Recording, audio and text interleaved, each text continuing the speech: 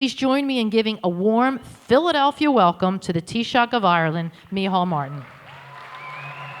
Sister Marguerite O'Byrne, agus Ambassador Geraldine Byrne-Nason, agus a Gwyn Ushla, agus a Corda Galer, a Buanamar Dúsbarda, mo fearfuicus a Gwaildi of Asocton, fearfoit a Chris of Rome, agus Asocton Crida Veliv Istihil. Distinguished guests, ladies and gentlemen, dear friends, it's a particular pleasure to be here with you this evening as we celebrate St. Patrick and his friendly sons and daughters in Philadelphia. And I want to thank you, Teresa, in particular, for those kind words of introduction. And now I'm beginning to understand why every month or so over the last while, Killian was asking me any invitation to the friendly sons and daughter. And are you going, or what are you doing? What I want to say to Teresa, and you are a human, you are a dynamo, you're vivacious, you're energetic, and you're an outstanding first female president of the Friendly Sons and Daughters of St. Patrick.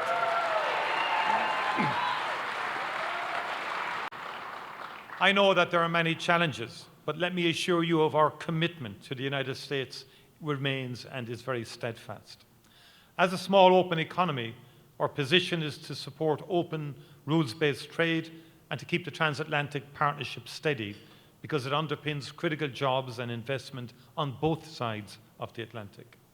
Accorda, in this historic year, as America marks 250 years of independence, there is no city I would rather be in to celebrate Ireland's National Day than Philadelphia.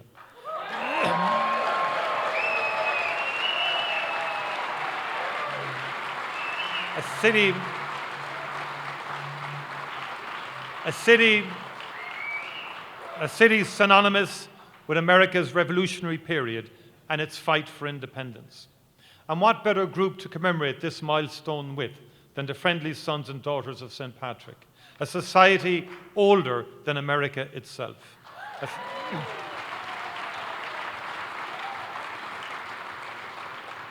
A society that from day one has been non-denominational and a welcome home for all from across the island of Ireland.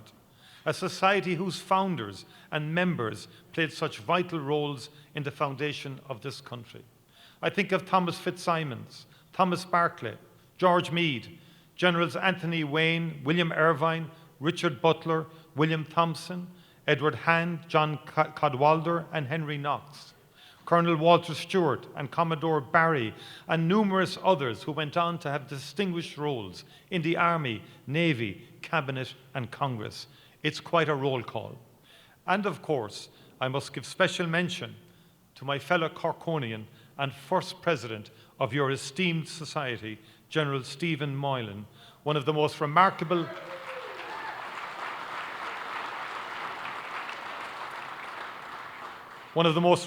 Irish figures in the founding story of the United States. And as you saw in the video earlier, I was very pleased to unveil a plaque in his honour a number of weeks ago in Cork.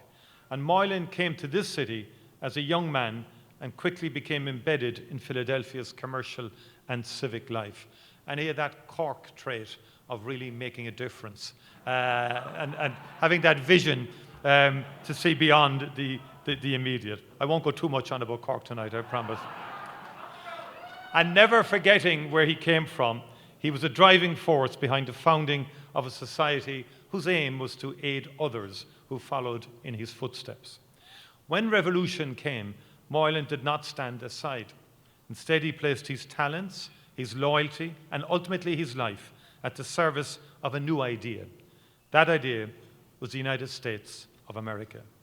As president, my visit to Philadelphia this week is regrettably short, but even today, I've been amazed by the depth and enduring connections of the Irish-American community. And it is clear that St. Patrick's Day is not just one day here, but rather an entire season of celebrations. I'm particularly looking forward to marching in the parade tomorrow alongside the community.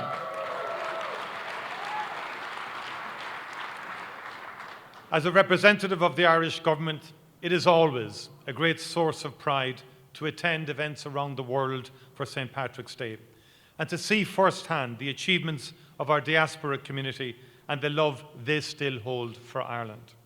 And it's that connection to home that makes the Irish community so impactful across the world and has been clearly evident to me in Philadelphia. It is driven by the efforts of your society and through the contributions of everyone in this bright and talented Irish-American community.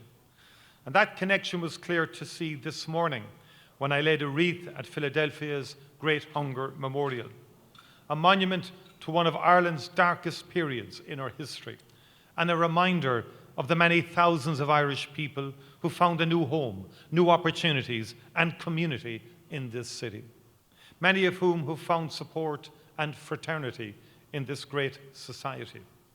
It was also clear when I opened the Irish Diaspora Centre's new premises in Haverstown. This is a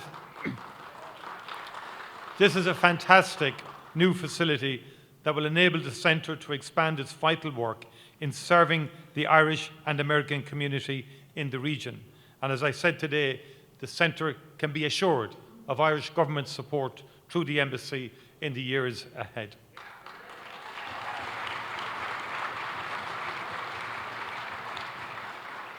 And from speaking with the community members and those who used the services at the opening today, it was easy to see the connection and love they all still have for Ireland. Now, a lot of Donegal people and a good few Tyrone people there as well. They're already feeling optimistic about this year's season in terms of Donegal football prospects, but we'll see about that. And could I say, I just in passing want to welcome also the Cathaoirligh of the Irish Senate, Chairman in English, Mark Daly, who is with us this evening, and the Chairman of the Good Friday Committee, Deputy Cormac Devlin, member of the Dáil, who have joined us here this evening to be with you.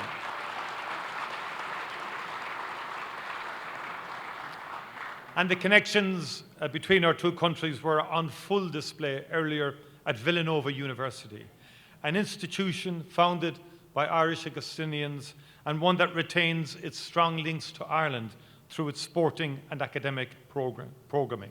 And it was a delightful visit because as a young person growing up in Ireland, Villanova had iconic status in terms of the extraordinary Irish athletes that came through Villanova, that were shaped by Villanova. And this week we mourn the passing of that great gold medalist, Ronnie Delaney, who won in the Melbourne Olympics in 1956, trained by Jumbo Elliott.